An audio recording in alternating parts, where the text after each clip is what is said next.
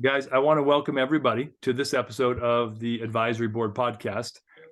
Since today is the Christmas episode, I thought we should not only dress it up, but also have a good friend of mine who's doing a great job building an amazing mission-focused franchise system, Nick Lopez, join me. Nick, say hi to everybody.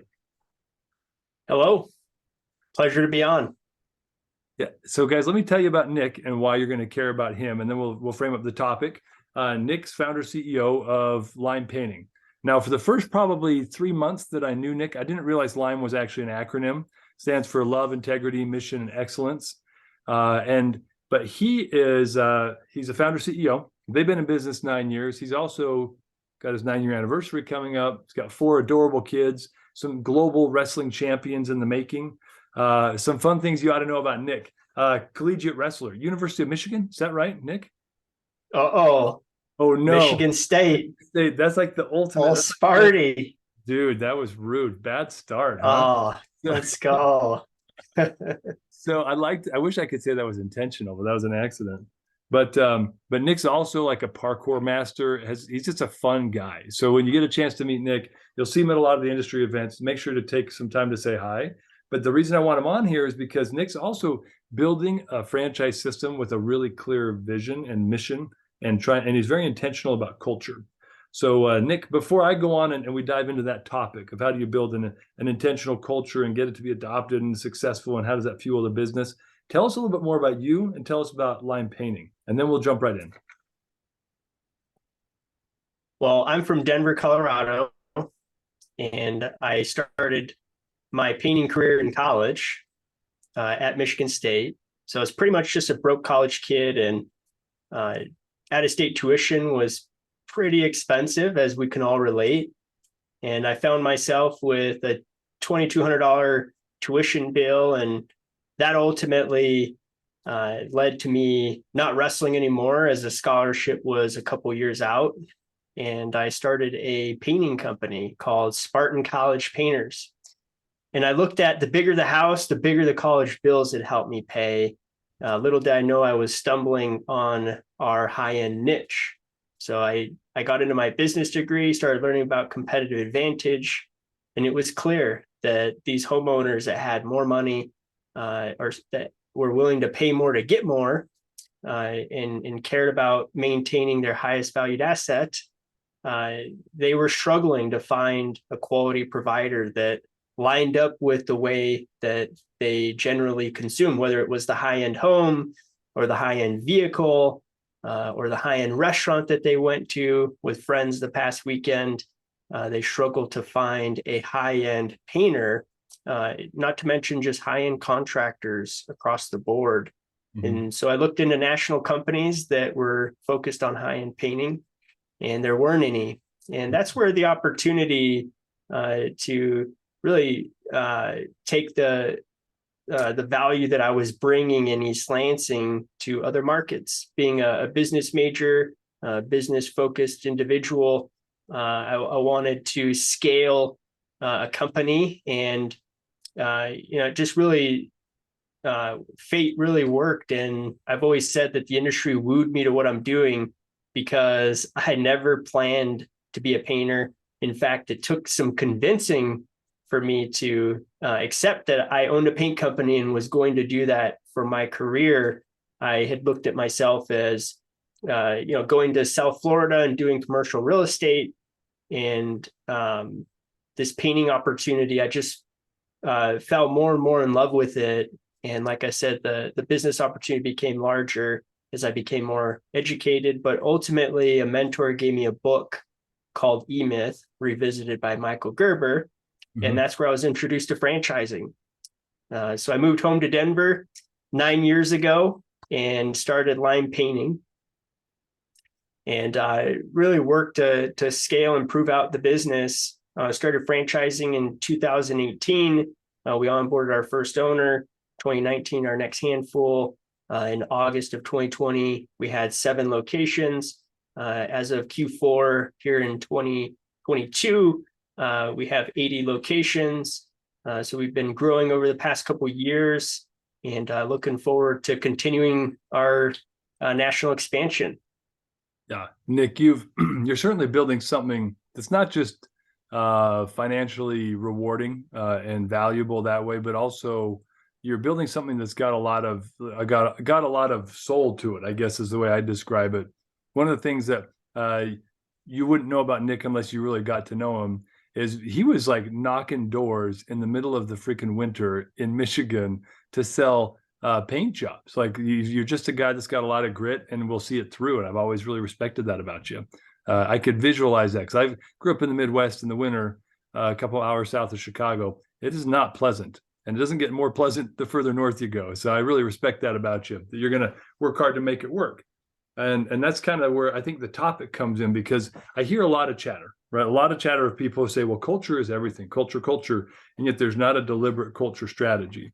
So if you don't mind, could you tell us a little bit about one, how did culture become a focus for you? Like, how did you realize you wanted to focus on it? Then just tell us a little bit about what is this culture of lime painting that you're starting to build? I've never wanted to separate business from my personal life, right? For me, it's a lifestyle, and it's difficult for me to be somebody that I'm not. And first and foremost, for me, I'm a man of faith. So for me, I have 4 F's. So faith, family, friends, and the fourth one has become franchising, and that's my lifestyle. And so prior to franchising, it was my faith, my family, and my friends. And so I didn't want to change that DNA in the context of a business. And so for me, that's been the approach.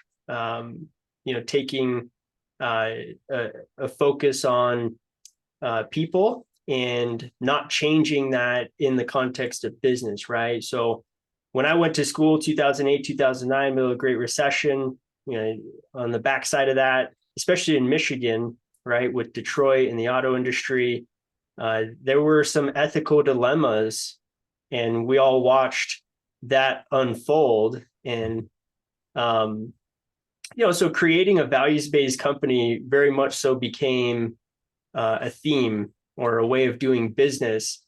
And I really did a lot of thinking around that. And what I concluded was that, it's just an emphasis on people, treating people like you would treat them in your ordinary life and not treating them any different outside of business. And so that's been the core of this emphasis on culture and being a values-based company. For me, that's where it started. Really, myself, my personal wants. I think that's the beauty of entrepreneurship is you're creating something that fits what you want. And for me, naturally, as I mentioned, I'm just a values-based person, and that happened to overlap with a lot of the values-based organizations that were coming about. And I think it's really just treating people in the business context like you would treat them in your ordinary life. Yeah, I love that. Well, I find that when I was really young in my career, there were people, and I remember hearing people say, "Well, I wouldn't do this at church or at home, but at the office, I've got to act this way." I always found that to be really odd because I find that it's hard for me to be anybody other than who I am. And when I try to pretend to be somebody else, I feel a little schizophrenic, to be honest with you. So it's not a good fit. And definitely appreciate the 4 values. When you said I have 4 F's, I was like, oh, we're going back to school years. Okay, I had a couple unofficial withdrawals myself, but yeah, I appreciate the acronym. That was certainly a good way to encapsulate that. I want to talk about Lime because you guys are doing some really unique things there, and I want to talk. If you don't mind, maybe Nick, could you share a couple of the key tenets or a couple of the key points of what your culture is all about? And then let's dive into a few of those and figure out like how are you starting to deploy them. But let's learn about them first, and then if you don't mind, I'll ask you a couple more questions after that. Well, as you mentioned, LIME is an acronym, right? It stands for love, integrity, mission, and excellence. And those are really the tenets at LIME. That's where everything starts and grows from there. Being a values-based company, those are our core values: love, integrity, mission, and excellence. I'll clarify the M, the mission. That's really our give back. and our mission as business owners, as a franchise network. How are we using our businesses as a platform to do good in the communities that help our businesses become successful? So that's that outreach there. We actually have a nonprofit public charity called Limelight Outreach. And Dave, appreciate you coming out to Denver and supporting it. We had a golf outing and featured a nonprofit local to Denver, and they house children and their single moms coming from domestic violence or unfortunate situations, and do what's called transformational housing. So we were able to raise quite a substantial amount of money, about $50,000 or so, and that all went to Joy House. That's just one example of how we are able to use our business in a turnkey way. So any franchise location can build that halo effect, right? That brand equity, and be a steward, a staple in their community through the Limelight Outreach organization. And so Denver's one of our corporate locations, and we were able to put that event on, that golf event, and give back here in our community, which was awesome. Mm-hmm. It was a great event, and I wish that I could say my swing was that great, but it was important for me to be there because the way that you're using your business to fuel good in the community, I think, is exemplary.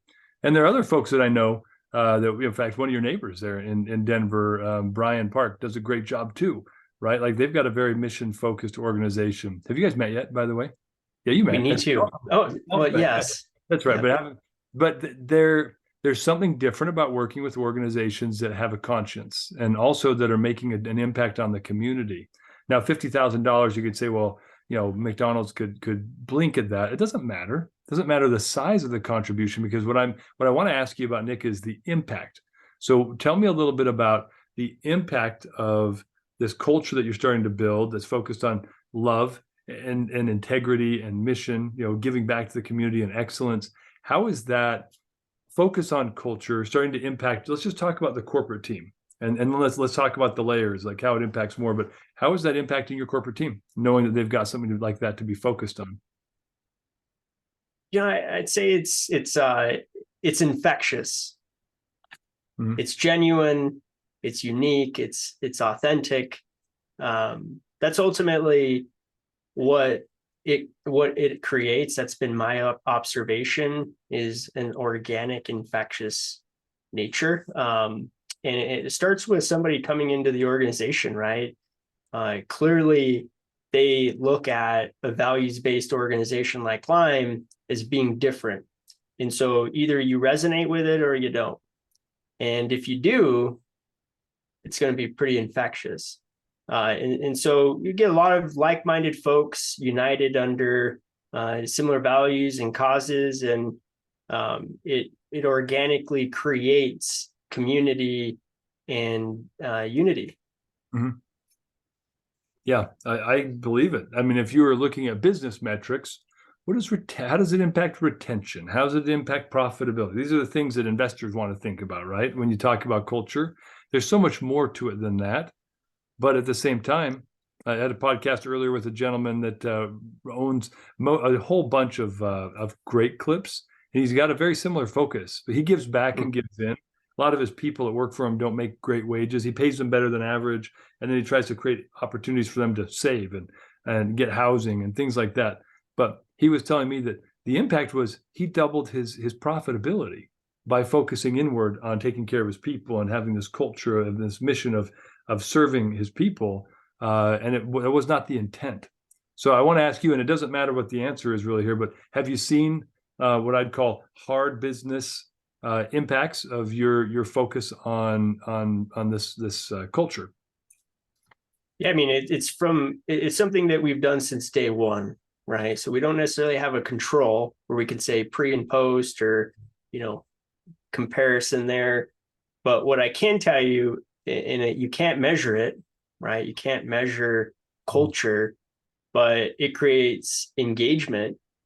And if you know anything about franchising or or scaling an organization, engagement is probably one of the most important barometers. And you can't measure engagement. I guess you can survey on it, get some qualitative information, but what is ultimately moving the dial when it comes to the important KPIs in the company, or the needed change that is inevitable, or just simply put, the motivation to execute, that is all human DNA, right? That's all human psychology, and that shows itself in engagement. And so, most organizations are highly disengaged.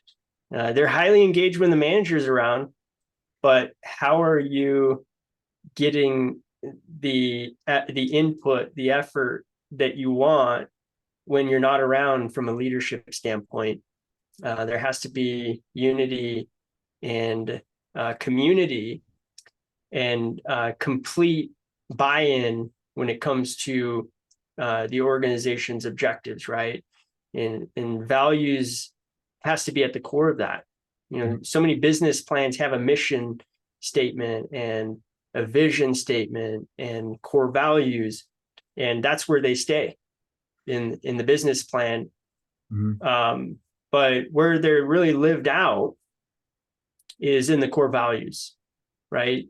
The core values are the DNA that gets folks up in the morning, showing up before the day starts and working past whatever they're required to work. And clearly that's not going to happen if they're not in a position where they can win, where they can be successful, where they know that they're making a difference. And that is all shown up in the bottom line. You have to be able to make income and make a difference at the same time, but they go hand in hand. And so, yeah, I would just say engagement. I think you're right. I think wasn't it SAP that they bought Qualtrics for $9 billion, and at the core of their strategy for that massive acquisition was this employee engagement measurement tool that they had built. I mean, it's a problem in a lot of organizations to create engagement with the staff. Engagement. The more risky thing is to have a culture or a team, I think, that fosters or permits and allows disengagement, because a disengaged employee, disengaged team member can do more to cancel a culture than about anything else. So I think what you're saying is really sound.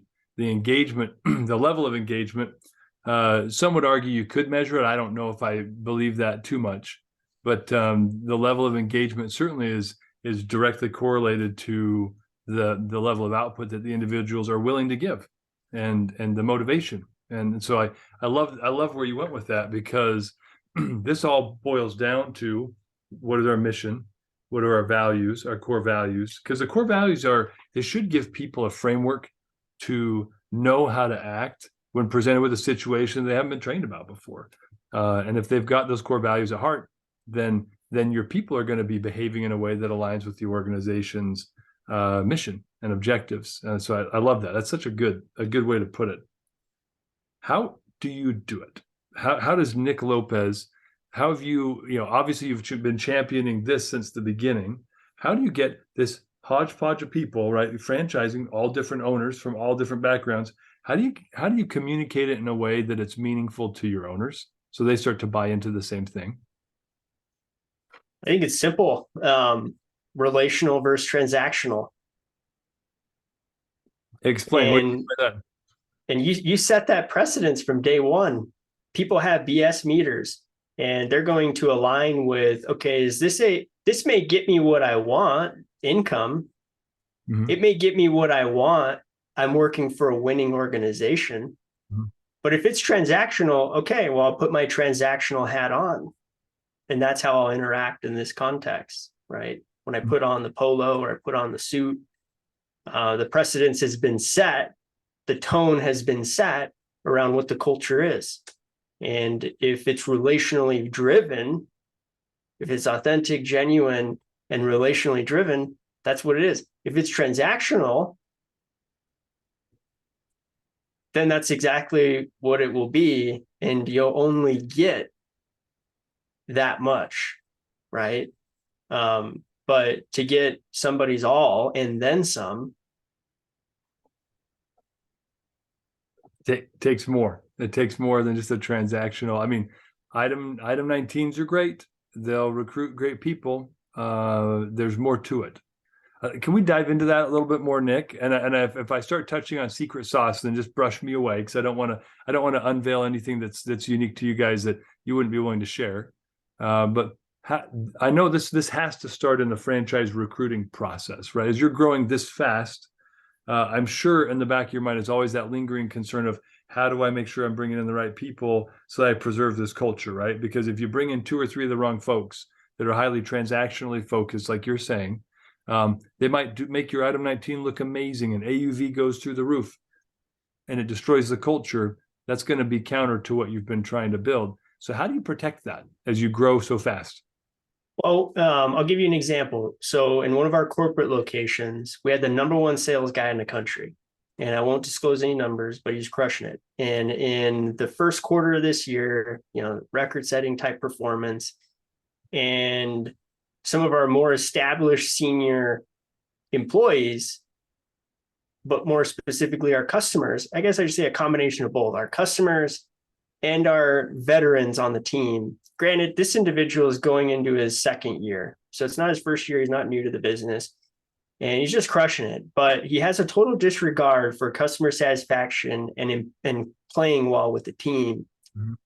It would have been very easy for me to say, hey, numbers speak, deal with it, but I had to let him go because he didn't line up with our core values. And yes, he performed, he crushed it from a transactional standpoint, but from a relational standpoint, from a value standpoint, it trumped. And granted, on the other side, if your values and relationally a fit, but you're not performing, you're not getting results, all right, well, it's going to be the same result. So it has to be a combination of both. Yeah. But to your point, your question, all right, Nick, well, how do you go about this process through the early phases? Well, I think that that all starts with the leadership for us at Lime, and that's our owners. And so, our owners are totally empowered and encouraged to participate with the vetting process. And so we're not going to shy away from whether candidates don't make it through our full discovery process just because they talk to owners and they don't align with our values. The culture at Lime is preserved through the leaders at Lime, and they set the tone and they create the culture that has been set and created before them, that they knowingly and full-heartedly signed up for and became an ambassador of. And so, it's far beyond myself. It's now, it's now stewarded and carried on through the leaders at Lime. And so I would say that our vetting happens through our validation process. And, the leaders at Lime, the validators at Lime are, protecting the shield at Lime and helping to vet and steward the values and create alignment around new partners. Because on the other side, when they make it to the other side, they're an owner. Well, we're all now in business with that person. Mm-hmm. It isn't just, hey, we're growing fast. The reality is we're going to have to collaborate and work with one another on the other side. And if they're quote unquote a bad apple, it's going to spoil everybody. We're going to grind our gears, and no one's going to enjoy that. Mm-hmm. Yeah. Well, I love what you're describing there. You're inverting the validation process, right? Everybody thinks of that as the sniff check for the candidate to validate that the franchisor is the right fit. But I love that you guys are kind of inverting that process where your team is also validating that the candidate's going to be a good fit. I can see how that's going to be kind of a self-reinforcing loop that you've created, like a quality assurance loop. Like, how do we make sure we always produce good outcomes? Well, we make sure that the system is validating the inputs. So that's a really smart way to do it. I don't know many people that do it that way, actually, Nick. That's pretty creative.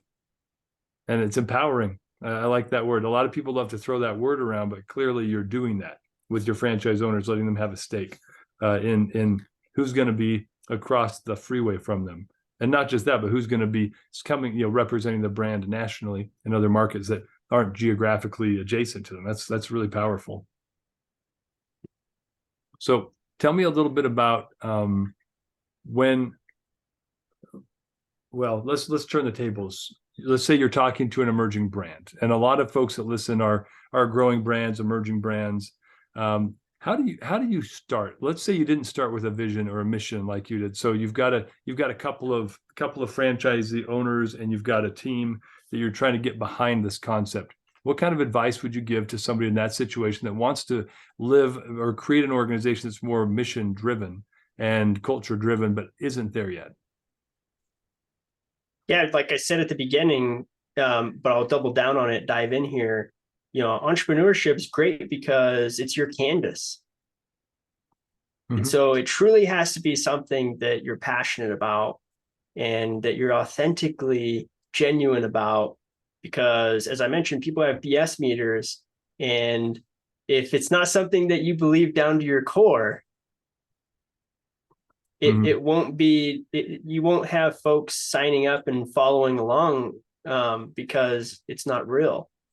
And so, a values-based organization, it 100% has to be authentic. You have to start there. If it's not authentic, it's not going to go anywhere. Because transactional doesn't align with relational, and a values-based organization is 100% aligned with values, and it's all about people and relationships. So it has to be authentic, it has to be genuine, and as a founding group, that leadership team or individual, it has to be something that is believed very passionately, and so that has to align with the vision, with the why, with quantitative and qualitative goals. All of it has to come together and be beyond the business plan.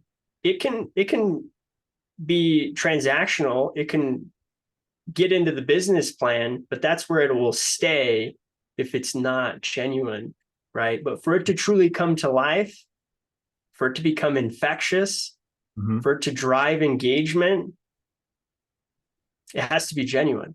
So, and that's the beautiful thing about it is it is the world is your canvas as an entrepreneur, and as a founding group, it can be anything. And you will find those individuals that are like-minded that will unite behind the organization. And that's what will make your organization special, right? But that's what will create a life-giving organization. That's what will be fruitful for the people that show up every day, is just as much as they are winning and it's going to the bottom line or their take home. It also has this life-giving nature to it that is beyond the transactional life-giving opportunity. It provides everything. Yeah, it does. Nick, that's a fantastic way to summarize. And just a thought as we're winding down here, there's been a major generational shift. A lot of people talk about it in the studies between kind of the Gen Xers, Gen Yers, but the Gen Z, millennial, that group, there's a lot more focus on personal value and organizational integrity, culture, profit with a purpose than ever before. which is really powerful if you think about it. Like it's, I'm the tail end of the Gen Xers, and we inherited a whole lot of very transactional business models, and that's kind of what we grew up in. And I find it very refreshing to see how many people. I mean, you're not much younger than me, but you're very focused on this aspect of your business, and it's creating success, and it's creating an environment where people can thrive. And is everybody a great fit? No. Do you have 100% retention? You can't. You actually can't if you're a values-based organization. And yet I find that this is driving a different type of success and a lot more long-term tenure and happiness in the workplace, dare I say it, where before it felt like, everybody's like the beginning of Joe versus the volcano. It's just a grind and it's dreary and I'm putting in my time. And like, that's not the type of place we want to create. Nobody wants that environment. Maybe Wall Street investors, I don't know if it's more profitable, but like people, even they don't really want that. They're looking for companies that they have leadership teams with a vision and they're driving things forward. And so I just want to commend you publicly and thank you for being a great example in the community about creating an organization like this. And then, and ask you, is there anything else about Lime you'd like to share with things that are causing success in the organization that you feel are part of this discussion about culture and about how to create it? I think the trap you can get into is, settling into, we're a values-based company. We focus on people, and lose sight of what matters, which is the bottom line and accountability. So, I have all of this, I say all of these things with the caveat, much as I said earlier, when I was giving the example of the high performer that wasn't a culture fit, right? The opposite is, look, if you're a great culture fit and everything works relationally, but there's not performance, that doesn't work either. So I would just caution and throw an asterisk out there that there absolutely has to be a culture of accountability that complements the engagement and the values-based nature of the organization. But that is self-fulfilling. You create accountability that is metrics driven. That's only going to produce results, which again, people want to work for organizations where they can win. They know they're making a difference. And so creating accountability is naturally going to produce results, which just creates, that much more incentive, and it is self-fulfilling. Yeah, that's a really nice way to wrap it up, because it's good to make sure you don't lose sight. And we've all seen those organizations. Sometimes they don't last real long, which is unfortunate because they're driven by a great, great mission. But thanks for sharing that last thought, Nick. Thanks for being my guest. I sure appreciate our friendship and also the partnership we've got outside of this. But man, I hope you and your family have a great Christmas. And thanks again for sharing so many good insights on this podcast with us. Yep. Merry Christmas. Happy New Year.